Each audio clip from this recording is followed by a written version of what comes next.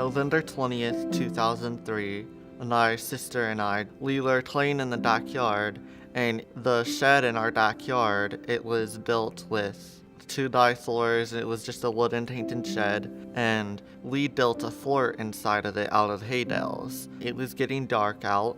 We lit the candle. I call my dog Max, and he comes running to the shed. He knocks the candle over with his tail. The stairs and all below me are already engulfed in flames, and I'm trapped at the top. And then she runs inside to get our older sister Leah, and for the 3rd time, she runs back in and she grabs me, and then they bring me to Ladonners Hospital, and they say I only had 8 hours to live.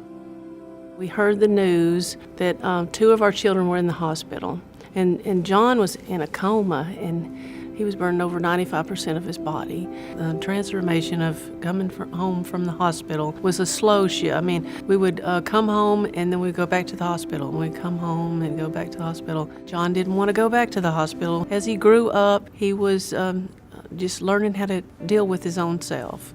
He was just learning how to be who he was. It's a process that I went through from being a burn victim to a burn survivor.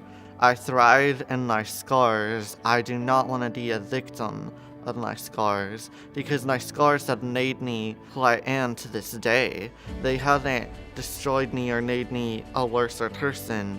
The Courageous Faces Foundation has found me. I've got to really know the foundation more, that it's nothing like any other foundation. And I'm just truly blessed to have such an organization in my life. As of now, they're helping me get prosthetic ears. I am a prosthetic specialist. The prosthetic devices that I'm designing for Johnny is both of his ears, and it serves as a great psychological benefit in Johnny's mental, physical, and social well-being. I really liked ears for some reason. I don't know why, but now that I finally get to have some of my own, that has been a very emotional and psychological benefit to myself. Johnny is just an amazing person. He has had an experience in a life that none of us probably can imagine. I think he's so much stronger for what he has been through.